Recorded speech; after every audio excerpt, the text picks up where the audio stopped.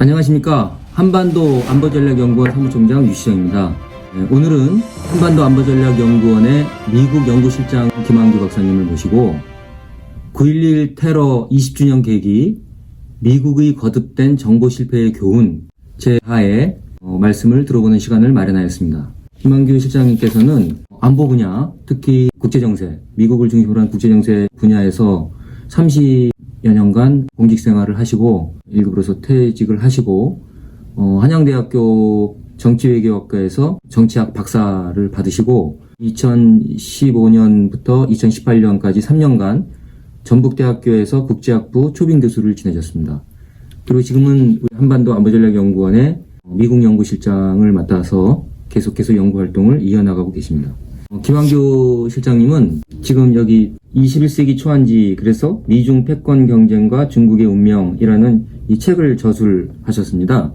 지금도 미중 간의 패권 경쟁이 격화되고 있는데 2018년도에 이미 그것을 예측해서 왜 이런 현상이 일어나고 앞으로 국제정세가 어떻게 흘러갈 것이고 미중 패권 경쟁이 어떤 영향을 미칠 수 있는지 이런 것들을 분석해놓은 큰 틀에서 좋은 책을 저술하셨습니다. 그리고 이 책장 위에도 시진핑 정부와의 미중 패권 경쟁에 관한 연구 이런 식으로 수편의 논문을 계속 지금 저술하고 계십니다.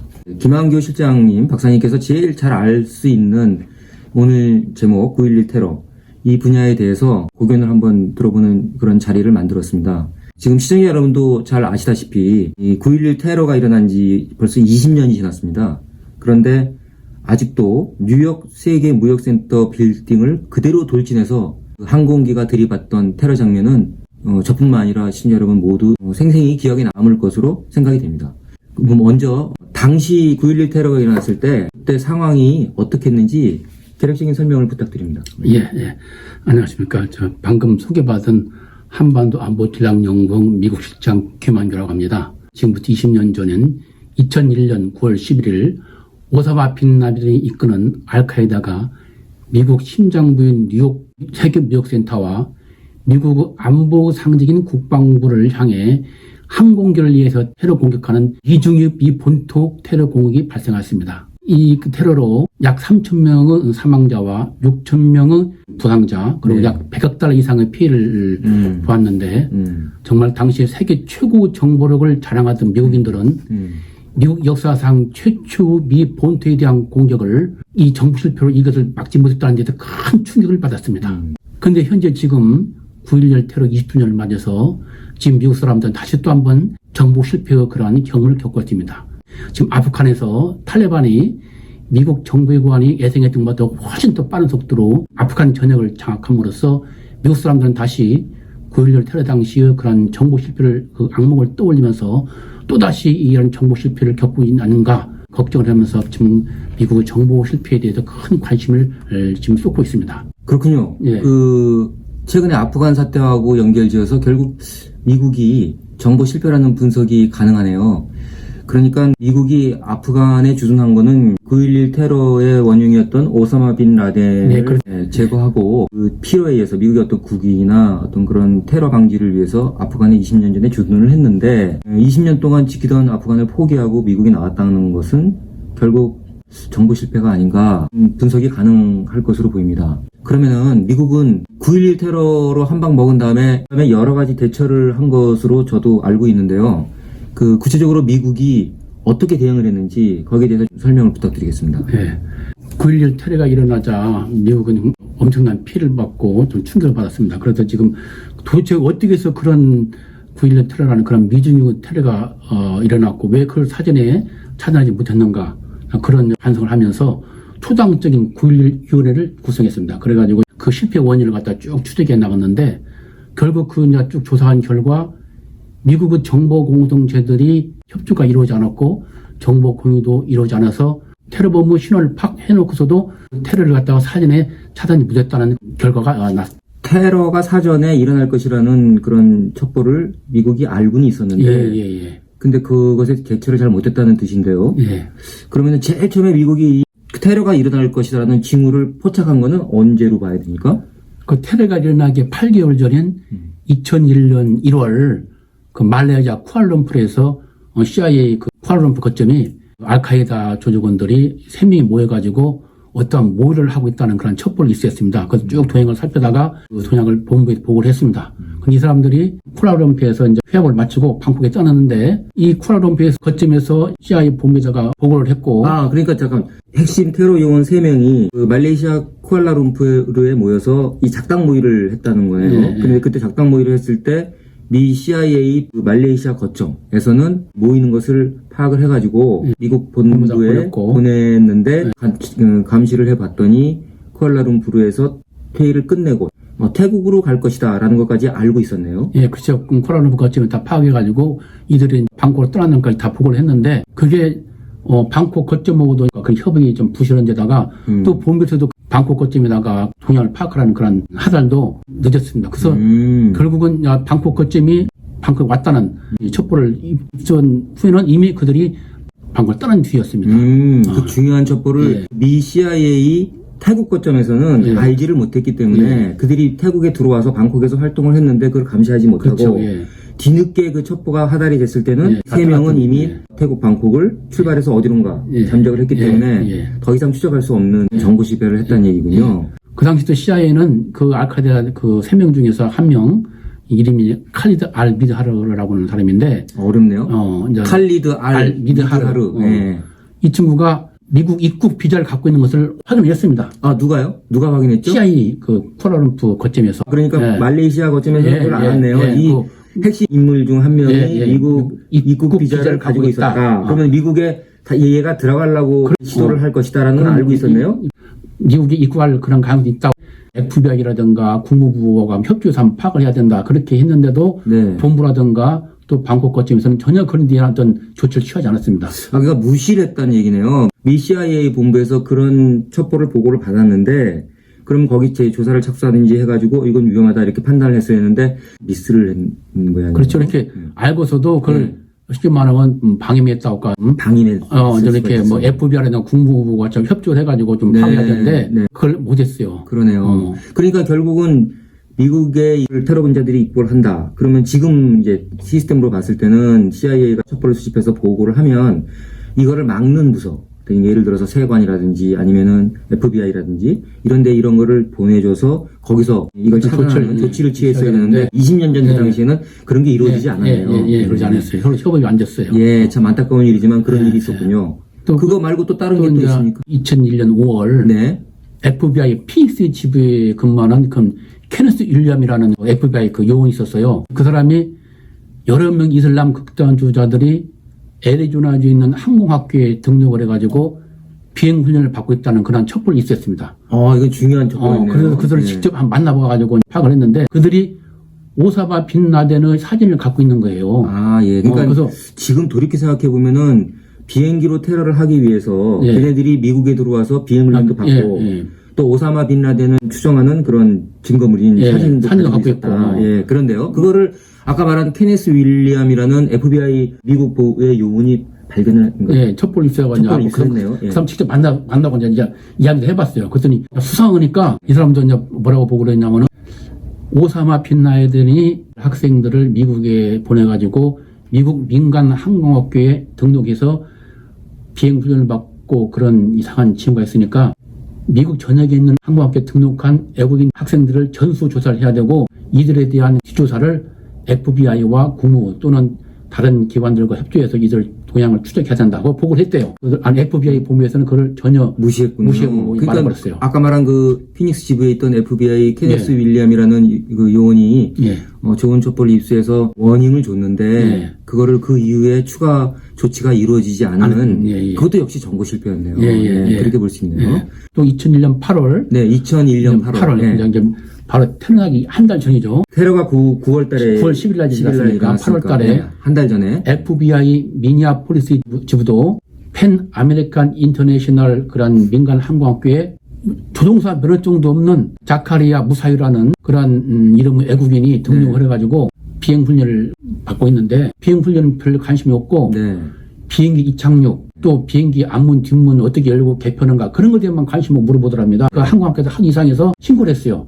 그것도 중요한 첩보네요. 그래서 FBI 그 미니애폴리스 지부에서 그들을 동향을 추적해서 이제 수상하다 본부에다가 이들의 소지품을 좀 조사할 수 있는 조치를 할 수 있도록 허락해달라 네, 승인해달라. 요청했는데 네. 거기 FBI에 보면서도 아무 조치도 않고 조치를 그냥 말아버렸네요. 말아버렸어요. 예, 결국은. 근데 나중에 결과 보니까 이 세 명이 결국은 그 테러범이었다는 거예요. 아까 그 말한 그 핵심 요원 3명이 예, 예. 이들이었다는 그 테러범이었다는 거예요. 네. 그런 커다란 정보. 이게 만약에 사전에 네. 정보기관끼리 CIA라든가 FBI 공부들이 협조만 됐다면. 협조됐다면 네. 9.11 테러를 사전에 차단할 수 있었는데 네. 그러지 못했다는 거예요. 그랬네요. 네. 결국 그래서 9월 11일 날 예. 테러가 일어났고요. 예, 예. 그 미국에서는 테러 일어난 이후에 조치를 취했죠. 예, 그래서 이제 예, 그 어떻게 됐죠? 9.11위원회 그 권유대로 대규모 정보기관 계획이 들어갑니다. 국가정보장실이라는 부서를 신설해가지고 미국의 정보기관이 17개가 있습니다. 17개 정보기관을 국가정보장실이 통합 관리하도록 네. 대규모 정보기관 계획을 합니다. 결국은 2011년 5월 네. 미 CIA와 해군 정보부 간의 네. 협업이 이루어가지고 오사마 빈 라덴을 추적해가지고 사살하는 그런 성과를 오리게 됩니다. 그렇게 됐군요. 예, 예.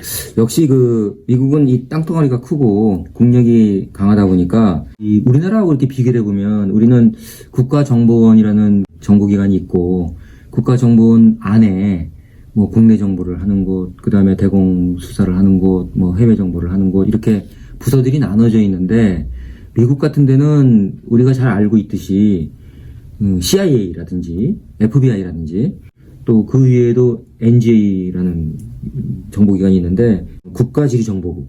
근데 이거는 드론이나 항공기, 위성 이런 촬영을 통해서 이미지 동영상으로 정보를 습득하는 어떤 그런 기관입니다. 그래서 이런 기관들이 지금 아까 말씀하셨듯이 17개였는데 지금 18개나 됐는데 서로 또 따로따로 노니까 이 문제가 있다. 그래서 미국에서 국가정보장실 네. ODNI라고 하는데 이 이제 헤드쿼터를 만든 거죠. 그걸 이제 2001년 9.11 테러 이후에 3년이 지난 다음에 만들어집니다. 그리고 그 밑에 18개의 정보기관들이 다 소속이 돼서 여기서 컨트롤 타워 역할을 해가지고 서로 정보 교환을 하는 그런 시스템을 만들어서 그 오사마 빈 라덴을 추적하기 시작하죠. NGA 아까 말한 그 위성, 첩보 위성으로 이 정보를 쭉 입수를 해가지고 오사마 빈 라덴이 일단 잠적해서 숨습니다. 자기가 뭐 암살당할지 모른다. 그래서 얘가 그 아프간을 떠나가지고 여러 곳을 돌아다니다가 파키스탄으로 들어가요. 아보타나드라는 데에 큰 대저택을 지어놓고 거기에 은신을 했죠. 그런데 이 오사마 빈 라덴은 아주 비밀리에 움직였는데 동정을 다 파악을 했습니다. 그래서 2년 동안 얘 패턴을 다 추적을 해가지고 언제 어떻게 움직이고 언제 집에 은닉해 있고 이런 거를 전부 알아내서 그래서 미 모 장소에 오사마 빈 라덴이 묵고 있는 건물을 똑같은 걸 만들어내서 거기서 미 해군이라고 아까 말씀드렸는데 네이비실입니다. 네이비실 해군 특수부대 요원 24명이 편성이 돼요. 그래서 얘네들이 그거를 들어가서 오사마 빈 라덴을 체포하는 훈련을 수백 번 반복합니다. 체포하고 사살하는 훈련을. 근데 그게 40분이 걸렸는데 그래서 9월 11일 40분 만에 그 작전을 수행을 하고 그 다음에 철수해서 돌아옵니다. 그때 헬기가 하나 고장이 나요. 예, 맞아요. 예, 맞습니다. 미국이 이제 그 헬기를 정보 누출을 막기 위해서 폭발시켜버리고 그러고는 이제 철수를 해가지고 이 작전을 성공시킵니다. 그런 미국이 20년간 지켜왔던 아프간을 포기하고 미군 철수를 결정한 사건을 두고 또 다른 정부 실패가 아닌가라는 그런 이야기가 나오고 있습니다. 김 실장님 견해를 들어보고 싶습니다. 예. 네. 탈레반이 아프간 전역을 장악하는 그런 과정에서 다시 또 미국이 정보에 실패했다는 그런 지적들이 많이 나오고 있습니다. 바이든 대통령이 4월 14일 날 아프간 주둔 미군을 9.11 테러 20주년인 9월 11일까지 완전히 철수하겠다. 네, 그렇게 선언을 했죠. 네, 선언했고 언론에 또 지금 많이 나왔습니다. 네. 7월 8일은 또 철수일정을 8월 30일로 앞당겼습니다. 그때만 해도 미국 정부기관들은 탈레반이 그렇게 빨리 아프간을 장악하리라고는 예상을 못했습니다. 미군이 완전히 철수하더라도 아프간 정부가 최소한 18개월, 즉 1년 반은 버틸 것이다 라고 판단을 했었죠. 근데 그런 예상이 완전히 빗나가 버렸어요. 탈레반이 빨리 카불을 점령하고 아프간 바이든 대통령이 8월 10일 날 아프간 정부가 이제 자기 이 나라는 자기가 지켜야 된다라고 말을 하고 철수를 서두르자 불과 5일 만인 8월 15일 날 탈레반이 카불에 입성해 버렸어요. 아, 그랬군요. 정말 예상밖을 뛰어넘는 속도로 아프간 전역을 장악했습니다. 그게 완전히 미국 정부기관의 그 분석과 판단이 어긋난 것이죠. 그래서 이제 미국 언론들이 뉴욕타임즈, 워싱턴 포스트, 월스트리트 저널지, 네. 또한 정치 전문 매체인 더 폴리티코, 더 힐 등 모든 언론 매체들이 추적 탐사 보도를 했는데 네네, 네. 정부 실패 원인으로 무엇보다도 미국과 탈레반 간 허술한 평화협정과 또 탈레반의 비밀 공작, 네네. 이것을 CIA와 네. 국방정보부 즉 DIA 등 군정보기관이 관과했다. 그게 원인이다. 그라고 보도를 하고 있습니다. 그렇군요. 미 언론들이 일제히 지금 그 아프간 철수를 두고 미국이 정보 실패를 했다라는 예. 보도를 일제히 내놓고 있군요. 그러면은 이 언론에서 구체적으로 어떤 내용들을 정보 실패로 평가하고 있는지 설명해 주시겠나요? 예. 트럼프 대통령이 2020년 2월 29일 아프간 정보를 도외시오고 네. 탈레반과 직접 평화 체결을 했습니다. 트럼프가 직접 탈레반하고 만나서 콰타르 도하에서 평화협정을 체결했죠. 네. 그러니까 탈레반이 네. 아프간인들 대상으로 이제 평화가 왔다.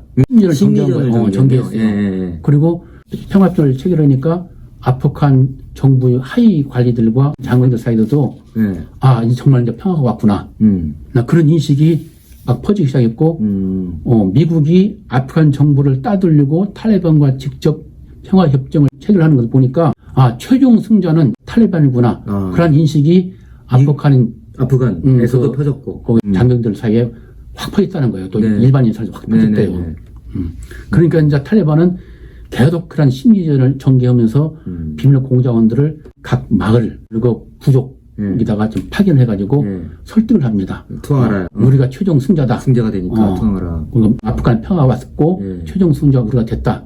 그러니 투항하라. 그리고 결국 보면은 중국의 그 모택동 그렇죠. 공산화할 그렇죠. 때나 아니면 김일성이가 그 북한을 장악해가지고 하는 거랑 비슷하네요. 그리고 이제 그 장관들도 무기를 넘기고 투항하는데 그 무기 종류에 따라서 80불 주는 데도 있고 150불 주고 주었답니다. 탈레반 측에서. 근데 이제 장병들은 막 다 그 정부군이 그냥 오합지졸이 그렇지. 이게 다 넘겨보려는 그런 현상이 발생되네요. 결국 그 탈레반과의 심리전에서 미국이 졌다고 봐야 되네요. 그리고 지난번에 김 실장님께서 설명했듯이 지금 미국의 세계 전략이 어떤 미국 국익 위주로 가면서 변화되고 있는데 결국 중국을 견제하면서 동아시아 지역에 역량을 집중시키면서 인도태평양 전략으로 지금 바뀌고 있다. 그래서 이 중동에 대한 어떤 영향력 행사를 옛날처럼 하지 않고 결국 시일가스가 미국에서 나오면서 이 중동의 석유가 그런 전략적인 가치가 떨어지니까 어떤 미국의 어떤 그런 전략 개념이 바뀌면서 아프간에서 철수를 결정하게 된 계기가 아닌가. 또 그러면 더 큽니다. 그렇죠. 아프간에서 그렇게 전쟁을 오래 지속되면서 미군들이 죽어나가는 것에 대해서 결국 미국 국민들이 싫어하니까 그런 결정을 한 것 같네요. 그래서 결국 정보 실패로 이어지는 것 같습니다. 김 실장님 이제 시간 관계상 마지막 질문이 될 것 같은데요. 이러한 정보 실패는 사실 우리 입장에서 보면은 북한하고 대치 중이 있지 않습니까? 우리 대한민국에게도 많은 시사점을 준다고 생각합니다. 맞습니다. 여기에 대해서 어떤 기본적인 한 말씀을 부탁드리겠습니다. 그래서 먼저 우리는 지금 한반도 평화라는 막이라는 어떤 환상에 빠져서 실질적이고 구체적인 평화협정을 체결할 만한 그 여건이 조성되지 않은데 불구하고 허울뿐인 한반도 평화협정을 체결하는 것을 좀 경계해야 한다고 생각합니다. 특히 또 정말 진정한 평화 정책을 가져올 어떤 실적 여건과 환경이 조성되지 않을지도 불구하고 내 임기 내에 뭔가를 좀 해야겠다. 역사적 업적을 남겨야겠다. 실수를 저지르지 않도록 좀 경계할 필요가 있다고 생각이 됩니다. 그러네요. 잘 알겠습니다. 오늘은 탈레반이 예상을 뛰어넘는 속도로 아프간을 장악한 배경에는 미국의 정보 실패가 있으며 정보 실패가 얼마나 큰 피해를 주는지를 미국의 정보 실패 사례를 통해서 알아보았는데 늘 그랬듯이 다음에도 미국 관련 아니면 국제정세 관련해서 더 좋은 테마를 갖고 우리 글로벌 TV 시청자 여러분들에게 설명하는 시간을 만들었으면 합니다. 오늘 나와주셔서 대단히 감사드리고 시청자 여러분들 끝까지 시청해 주셔서 감사합니다. 감사합니다. 감사합니다.